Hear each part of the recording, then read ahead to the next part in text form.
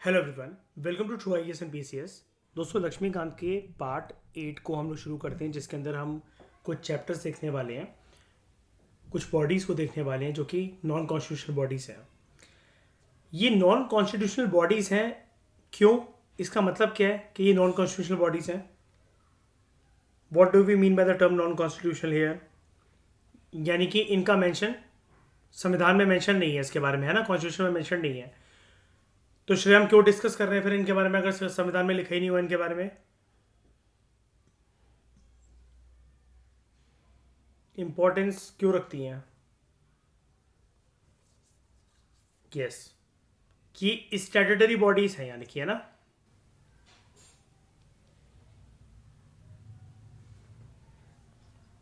नहीं नहीं, बता रहा हूं मैं, ये बेसिकली एक स्टैट्यूटरी बॉडी है। अब सारी की सारी नहीं, लेकिन जो स्टैट्यूटरी बॉडीज हैं, मैंने जैसा कि आपसे प्रीवियस जो हमारा पार्ट चल रहा था, पार्ट 7, जिसके अंदर कॉन्स्टिट्यूशनल बॉडीज में आपको डिस्कस करा रहा था, उसके अंदर मैंने आपसे एक चीज़ पूछी थी कि सारी स्टैट्यूटरी बॉडीज क्या कॉन्स्टिट्यूशनल बॉडीज होती हैं? नहीं ना, ज़रूरी नहीं है कि सारी स्टैट्यूटरी बॉडीज कॉन्स्टिट्यूशनल बॉडीज हों, कुछ हो सकती हैं वो। सारी स्टैट्यूटरी बॉडीज नॉन कॉन्स्टिट्यूशनल हो सकती हैं?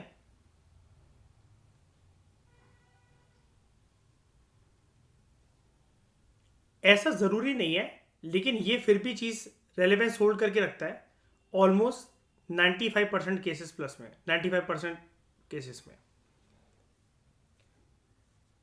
तो शनि, आप बताओ, नीति आयोग कैसे बना था? नीति आयोग को पहले तो पुराना नाम प्लानिंग कमीशन था।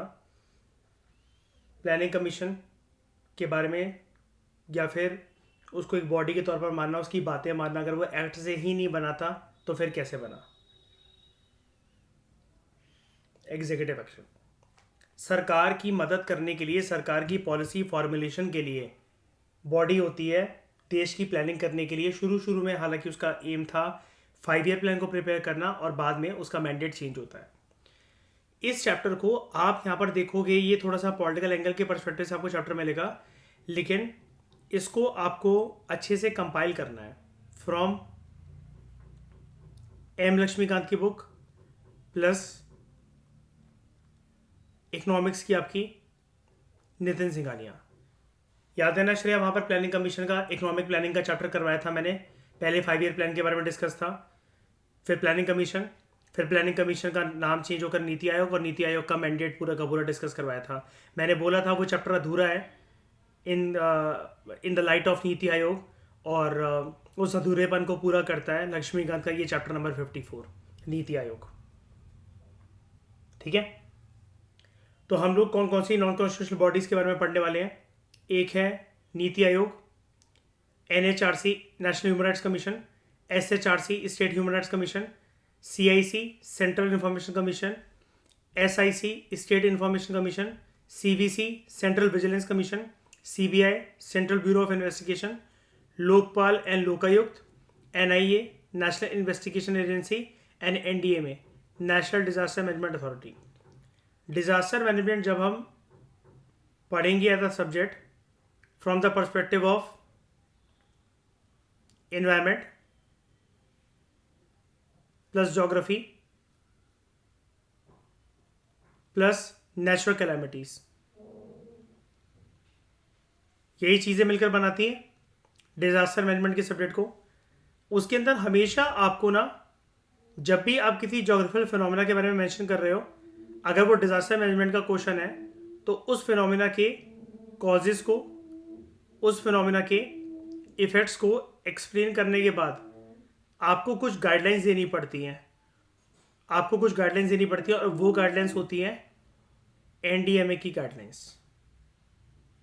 ठीक है, वो गाइडलाइंस होती है NDMA की गाइडलाइंस, और यही है वो बॉडी, डिजास्टर मैनेजमेंट की फील्ड में सबसे बड़ी बॉडी हमारे देश में।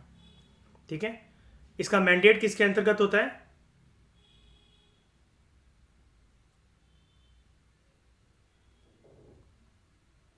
Home ministry.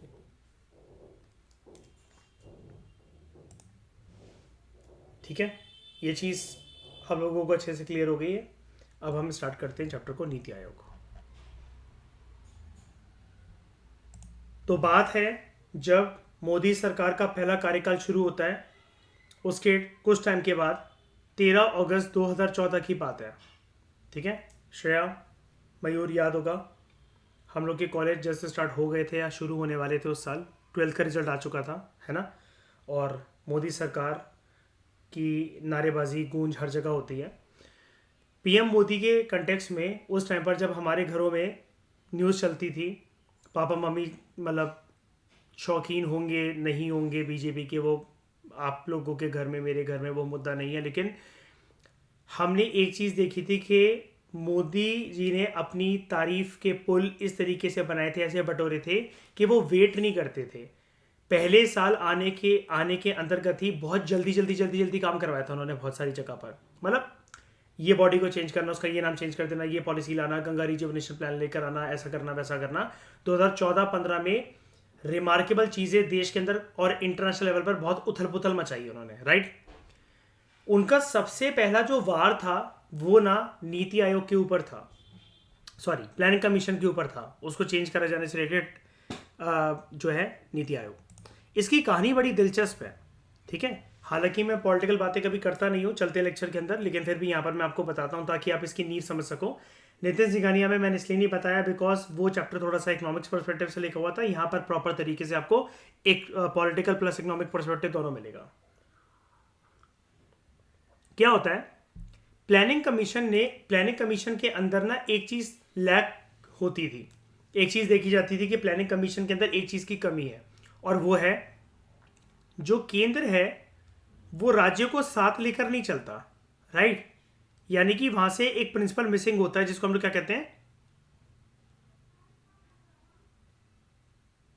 Federalism.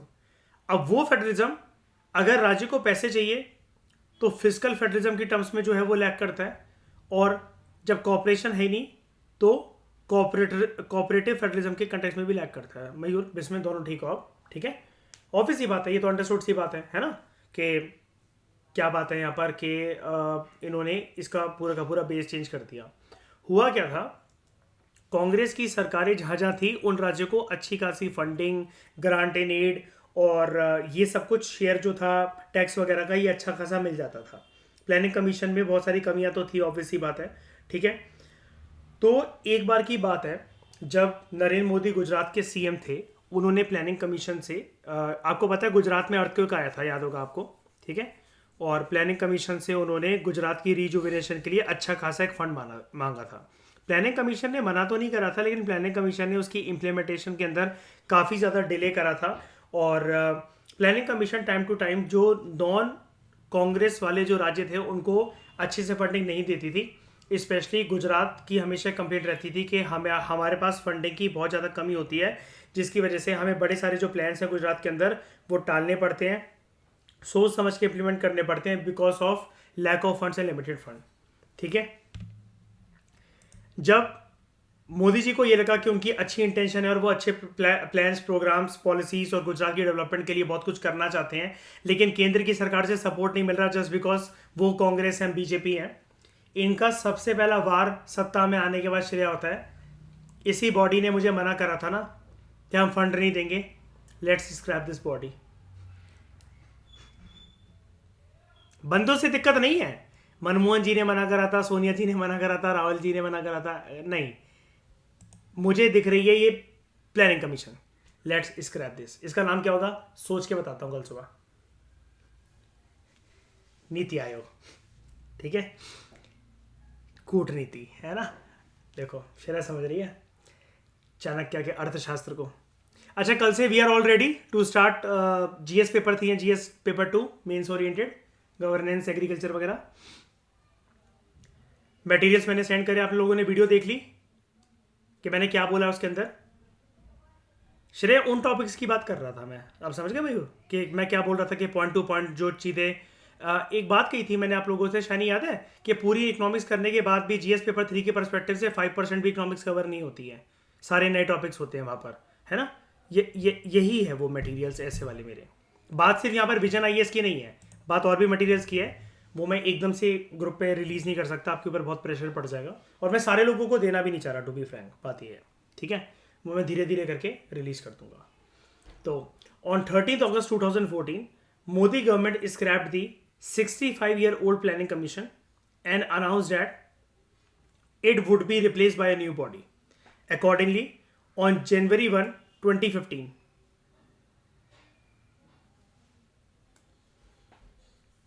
Happy New Year, Niti Aayog was established as the successor of the Planning Commission, National Institution for Transforming India. एक बात नोट करने वाली ये है कि NITI Aayog, like that of the planning commission, was also created by an executive resolution of the government of India. Union cabinet ने इसको create करा था। सिंपल सी बात, प्लानिंग कमीशन जब क्रिएट हुई थी तो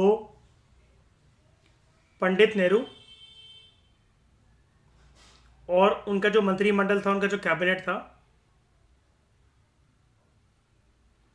काउंसिल ऑफ मिनिस्टर जो थे, उनका ये सोच विचार था, उनका ये आइडिया था कि इंडिया के अंदर एक टर्म याद है श्रेया, इकोनॉमिक्स में मैंने पढ़ा रखा है उसको, डेवलपमेंटल प्लानिंग कैसे कैरी आउट होनी चाहिए। और उसी डेवलपमेंट प्लानिंग के लिए जो सबसे पहले हमारे डेवलपमेंट प्लानिंग का जो रूप था वो क्या था, it got materialized in the form of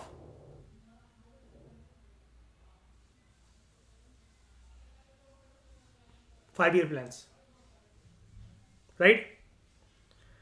तो नीति आयोग was established as the successor of the planning commission. तो नीति आयोग प्लानिंग कमीशन की तरह जो था, it was also created by an executive resolution of the government of India, union cabinet. Resolution of the cabinet secretariat, ठीक है, so and so इसका number था, इसके डॉक्यूमेंट का कोड था, डेटेड 1 जनवरी और 2015। It was publish in the gadget notification of India, ठीक है। कैबिनेट सेक्रेटरी को जानते हो कौन होता है?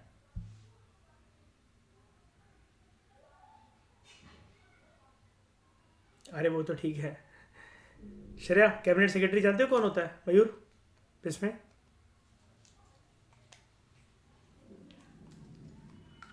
नाम सुना है श्रेया?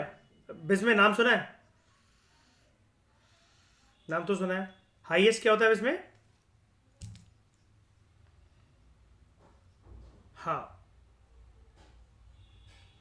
तो कौन होता है?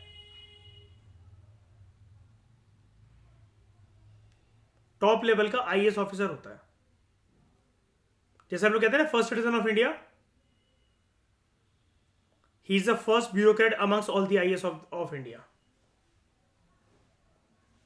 ठीक है। पीएम का राइट हैंड होता है।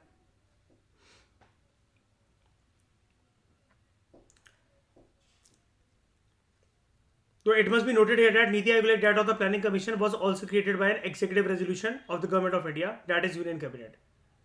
तो ना तो ये कॉन्स्टिट्यूशनल बॉडी हुई और ना ही ये स्टैट्यूटरी बॉडी हुई,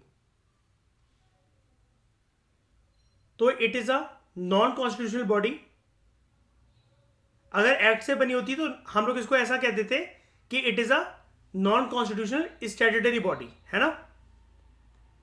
लेकिन नहीं है इसके पास ये वाला title. It is a completely non constitutional body, या फिर कॉन्स्टिट्यूशन या किसी भी स्टैट्यूट के दायरे के बाहर क्रिएट हुई है तो आप इसको कह सकते हो extra constitutional body also. That is, it is not created by the constitution, neither created by an act of the parliament, तो it is a non statutory body also. It is not created by an act of the parliament और state legislature. NITI Aayog का nature क्या है? क्या बोले हम नीति आयोग का? नीति आयोग को क्या बोले? It is the top most premier policy think tank. It is a premier policy think tank of the government of India. इसका अगर कोई आपसे नेचर पूछे कि क्या है, क्या बोलते हैं इसको, तो आप बोलो it is known as think tank of India. Think tank of India मतलब क्या कि सरकार जो वेरियस पॉलिसीज, प्रोग्राम्स, एक्शंस और ये जो स्कीम्स वगैरह बनाएगी उसका सोच विचार करने का काम करती है नीति आयोग। ठीक है, providing both directional and policy inputs, यानी कि सरकार के लिए क्या है, ये जो भी बोलते हैं सरकार को करना ही पड़ेगा क्या?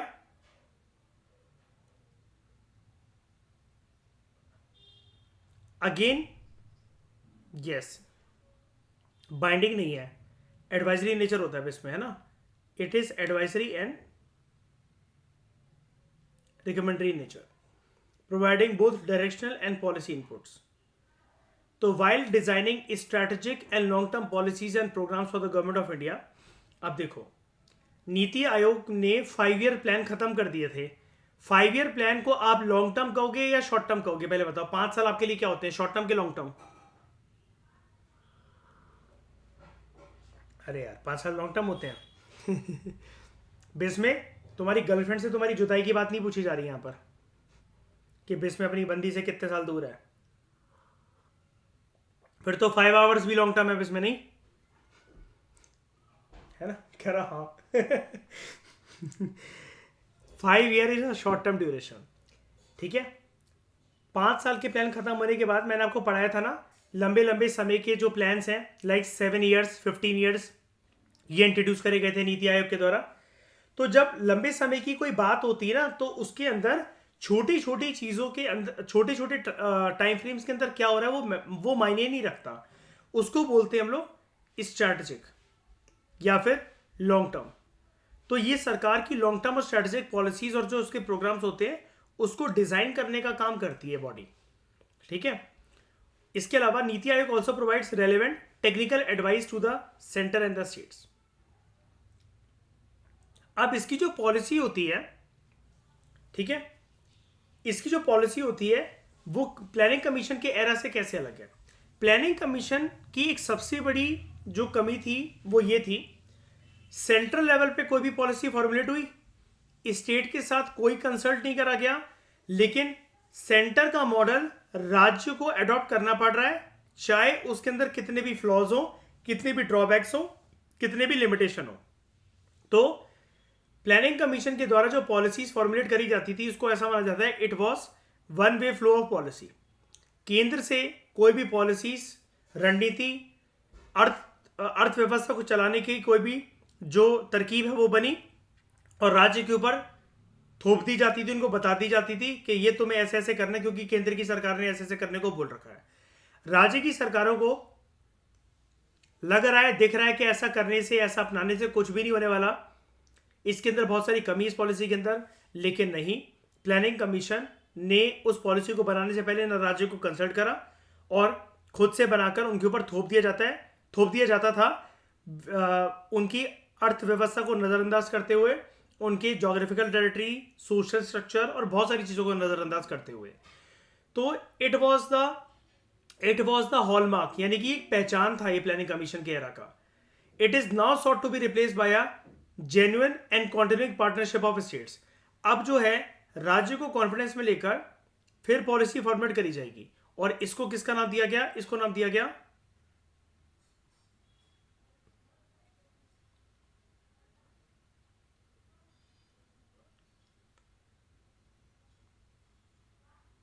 कोऑपरेटिव फेडरलिज्म का।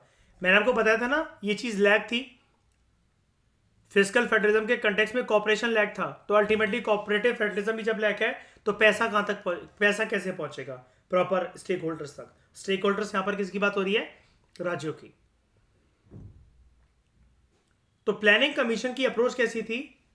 इसकी अप्रोच थी प्लानिंग कमीशन की, it was a kind of command and control approach.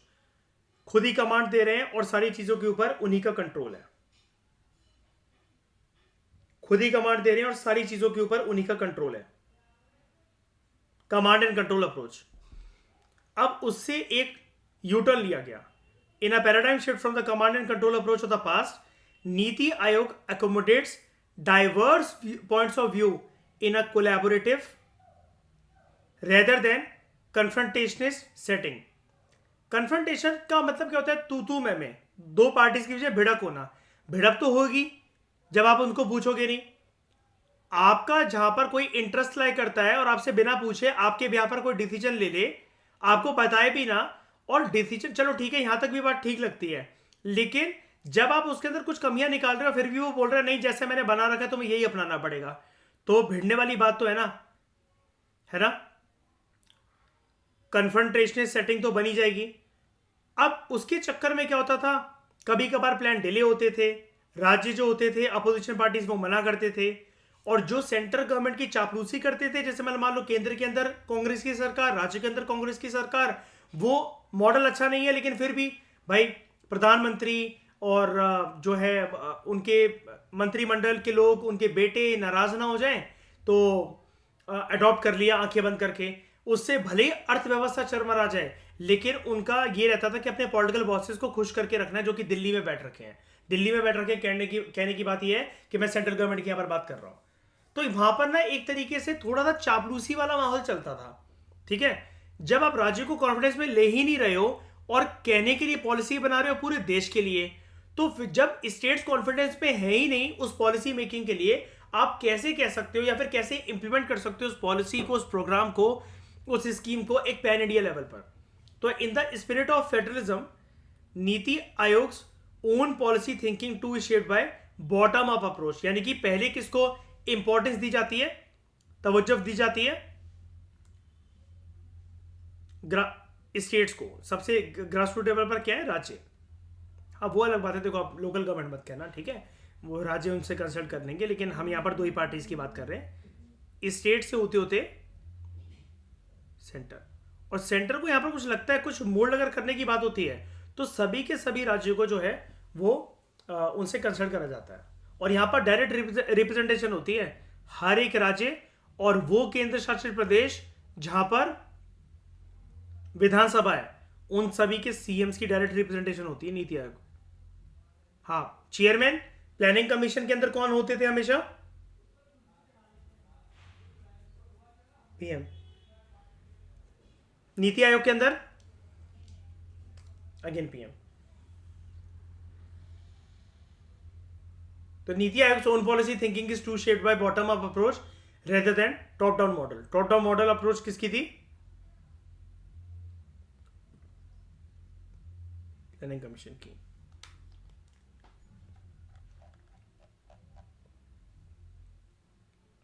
Rational वैसे तो आप समझ ही गए हो, थोड़ा सा और डिस्कस करते हैं इलैबोरेट तरीके में।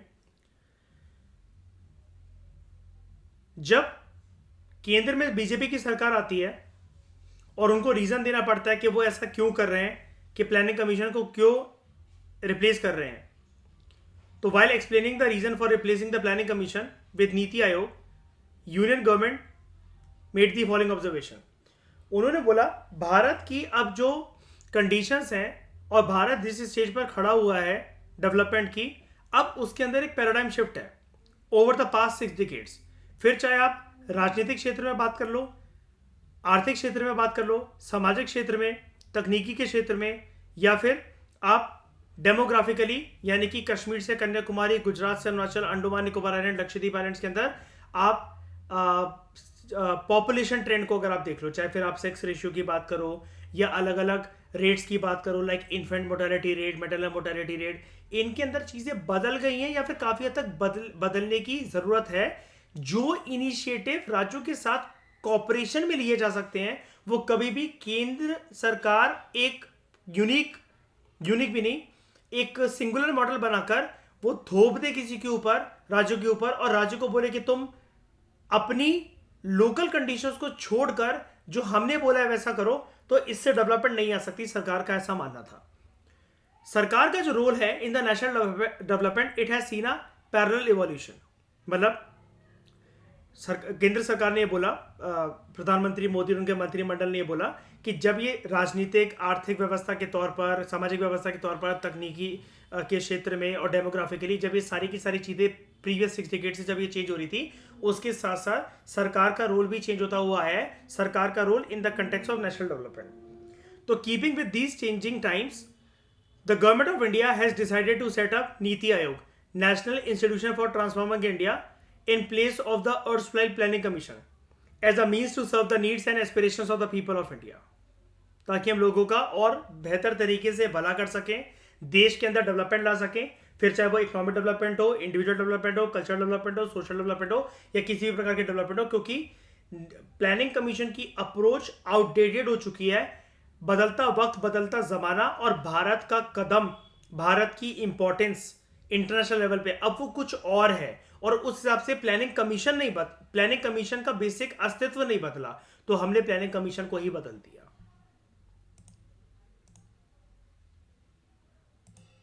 ये चीज बोली गई थी भारत सरकार की साइड से इन a document of NITI Aayog entitled as from planning to NITI transforming India's development agenda.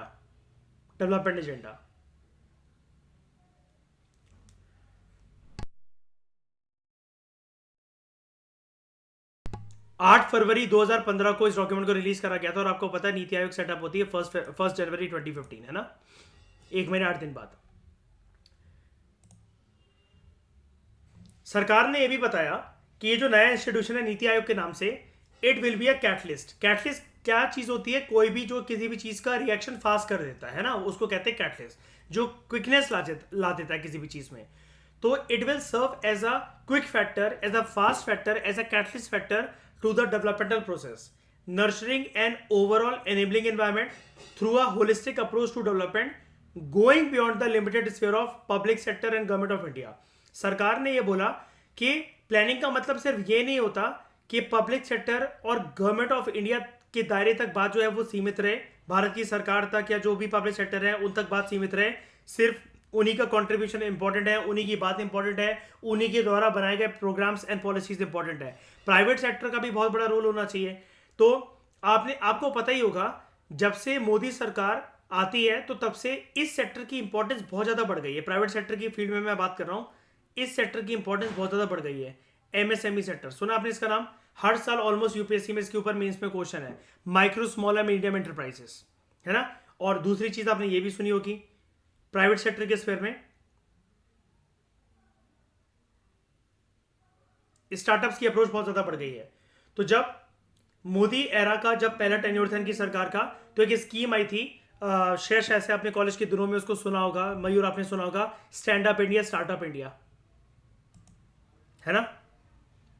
मैं वही तो कह रहा हूं, इनके पहले टेन्योर के टाइम पर, जो मैं 2014-15 को बहुत हाईलाइट कर रहा हूं ना इस चैप्टर के अंदर, उस टाइम पर ये बहुत ज्यादा प्रोत्साहन दिया गया था ना यूथ को कि तुम जॉब वगैरह के, है ना, कि जॉब, हाँ, मेक इन इंडिया की जॉब वगैरह पे अगर तुम्हें फोकस नहीं करना है, अगर तुम इतने पढ़े लिखे नहीं हो, पढ़ाई का सिलसिला अगर तुम्हारे हाथ से चला गया तो तुम बिजनेस की तरफ आकर्षित हो, है ना।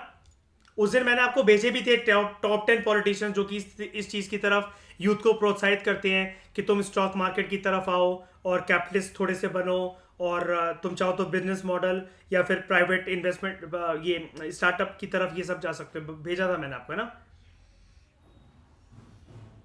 तो this will be build on the foundation of, ये सेम चीजें जो लिखी हुई थी, आईपीआईडी का मतलब है already repeated, from planning to NITI transforming India's development agenda, 8 फरवरी 2015 को नीति आयोग का जो डॉक्यूमेंट आया था, ठीक है। हाँ, तो this will be build on the foundation of, ये सब कुछ कैसे करा जाएगा कि डेवलपमेंट प्रोसेस में एक तेजी हमें देखने को मिले, एक वो प्रॉपर एनवायरनमेंट हमें देखने को मिले, और हमें पब्लिक सेक्टर और गवर्नमेंट ऑफ इंडिया के बियॉन्ड जाकर डेवलपमेंट को देखने की जरूरत है। हमें जो हमारा जो व्यू है वो एक ईगल की नजरों से हमें देखना है, ईगल साइड व्यू हमारा होना चाहिए कि हम मैक्रो लेवल को देख रहे हैं, हम स्पेसिफिक माइक्रो एलिमेंट्स को ना देखें। ये कैसे हो सकता है?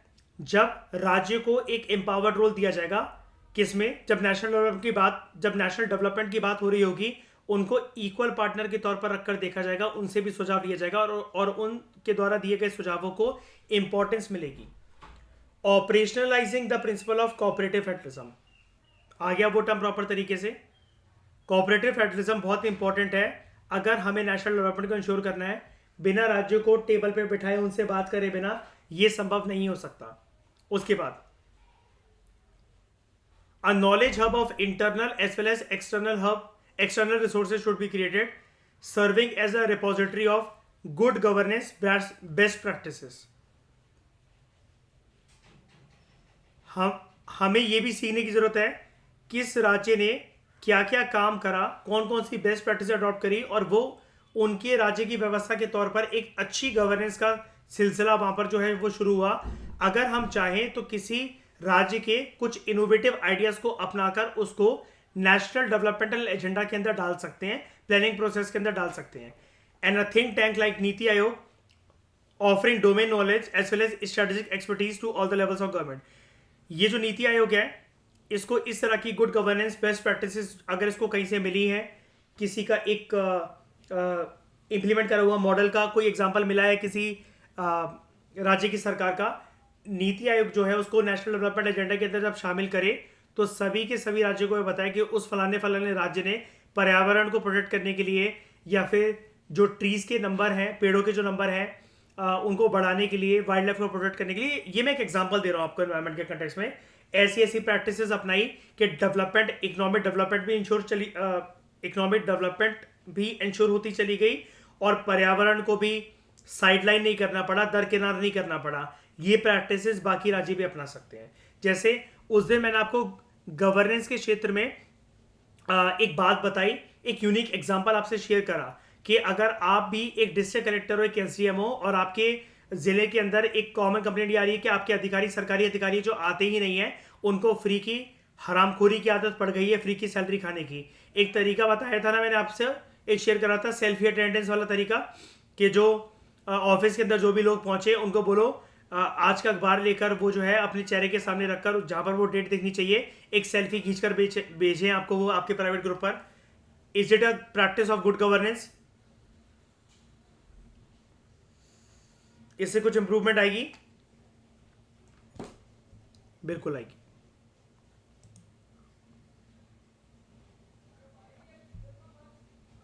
अ कोलैबोरेटिव प्लेटफॉर्म फैसिलिटेटिंग इम्प्लीमेंटेशन.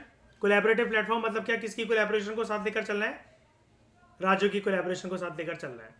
तो a collaborative platform facilitating implementation by monitoring process, plugging gaps and bringing together the various ministries at the center and in the states and in the joint pursuit of development goals.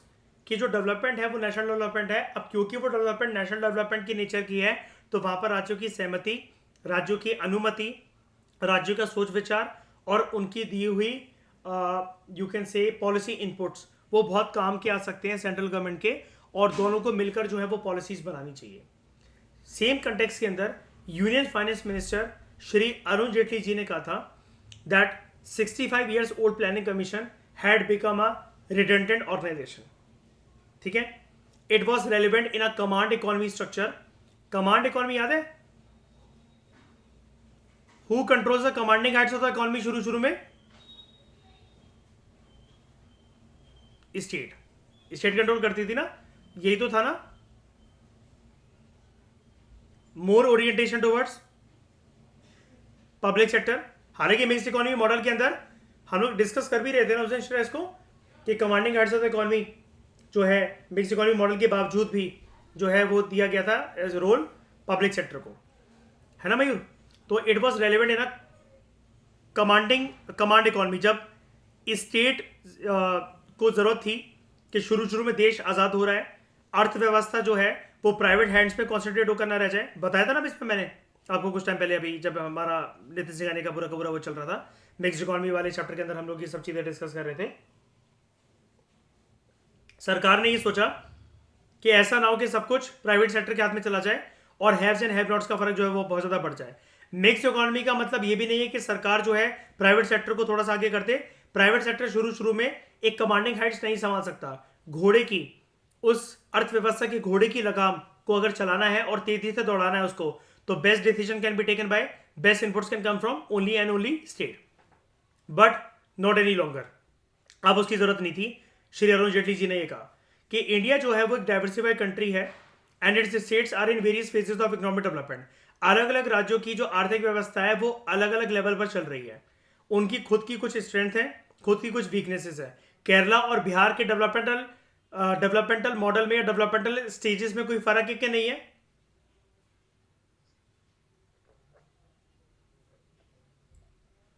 Social parameters बहुत अलग है दोनों के. तो इस context में a one size fits all approach to economic planning ये अब पुरानी हो चुकी है. ये अप्रोच अब किसी काम की नहीं है, ये ऑब्सोलीट है.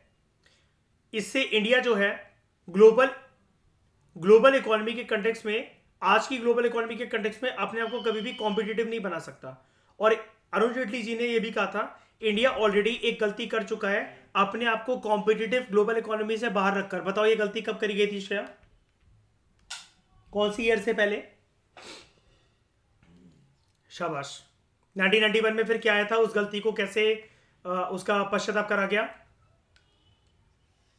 लेकिन वो भी ऐसा नहीं था कि एकदम से किसी को अकल आ गई है, वो भी मजबूरी थी।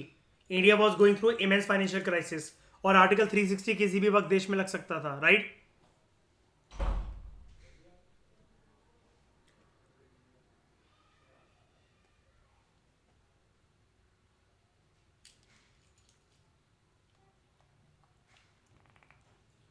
तो ये जो हम पढ़ रहे हैं, यहां पर एक लाइन लिखी हुई है, we will use every provision in the constitution to push reforms. Open magazine, January 9 2015 में अरुण जेटली जी ने मतलब ये वाली चीज़ कही। ठीक है, हम वो हर प्रयास करेंगे संविधान में जो हमारी स्कोप है कि अगर हम इस बॉडी को चेंज कर सकते हैं, इसके स्ट्रक्चर को चेंज कर सकते हैं, ताकि इंडिया को आज की ग्लोबल इकोनॉमी से कम्पीट करवा सकें, हम वो सारे के सारे प्रयास और रिफॉर्म्स लाने के लिए रेडी हैं। द रेजोल्यूशन ऑब्जर्व, अब ये रेजोल्यूशन क्या मतलब क्या है? ये एग्जीक्यूटिव रेजोल्यूशन लेकर आई थी ना सरकार इसके लिए, कोई एक्ट तो आया नहीं, कोई अमेंडमेंट बिल तो आया नहीं, है ना? तो the resolution observe, perhaps most importantly, the institution must adhere to the tenet. Tenet का मतलब होता है principle. Must stick to the principle, must stick to the rule, that while incorporating positive influences from the world. दुनिया के अलग अलग कोनों से हमें पॉजिटिव इन्फ्लुएंसेस लेने हैं। इसको हम लोग क्या कहते हैं? इसको हम लोग क्या कहते हैं?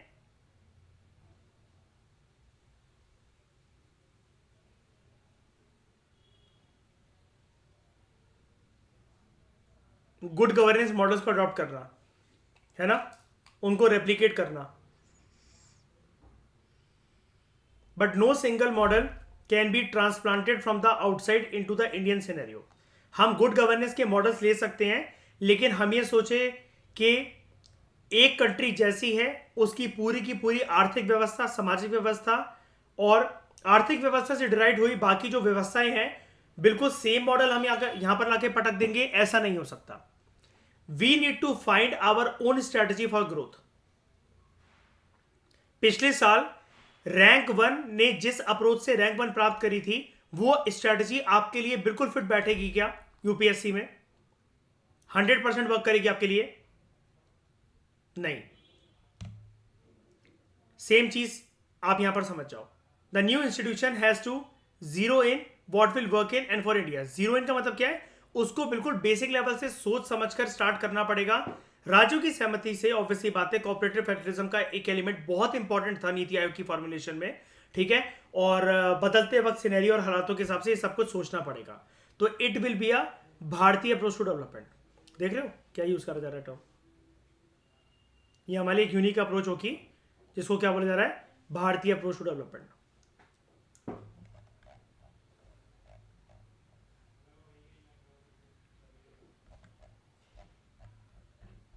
तो बात करें नीति आयोग के कॉम्पोजिशन की, कौन कौन होता है इसके अंदर? द कॉम्पोजिशन ऑफ नीति आयोग इज एज फॉलोज। चेयरमैन कौन होते हैं? प्रधानमंत्री। इसकी गवर्निंग काउंसिल होती है। It comprises chief ministers of all the states, chief ministers of UTs with legislatures, ऐसे केंद्र शासित प्रदेश जहां पर विधानसभा है। कितनों के पास होती है? 3, Delhi, Puducherry and Jammu and Kashmir. And lieutenant governors of all the union territories. Regional councils ये फॉर्म करी जाती है to address specific issues and emergencies. Contingencies का मतलब जानते हो ना, emergencies impacting more than one state or a region.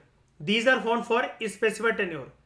These are convened by the Prime Minister and comprises of Chief Ministers of the states and Lieutenant Governors of Union Territories in the region. So they are chaired by Chairperson of the Niti Aayog or his nominee.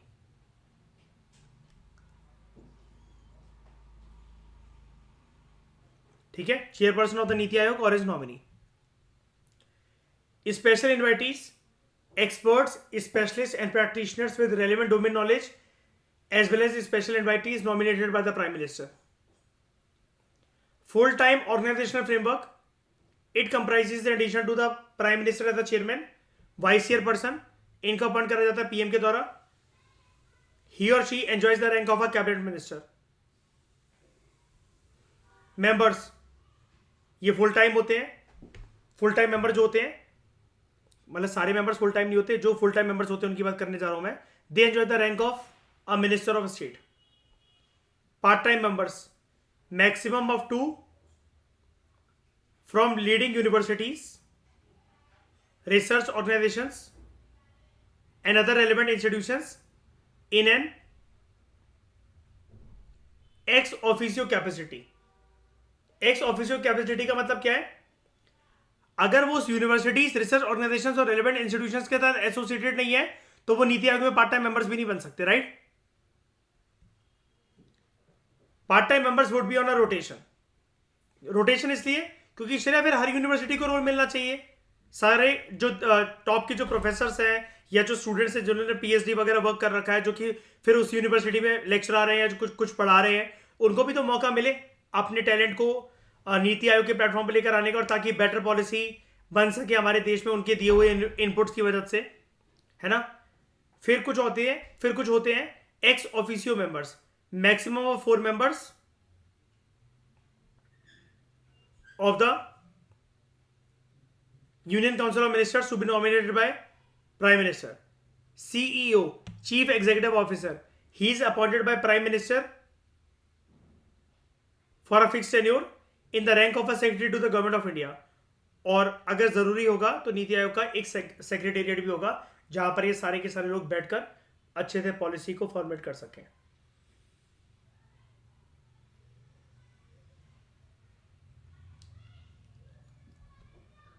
एक मस्त चीज दिखाऊं श्रेया, देखो मयूर,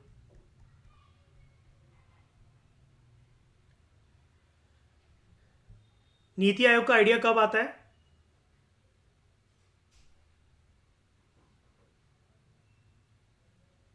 13 अगस्त 2014.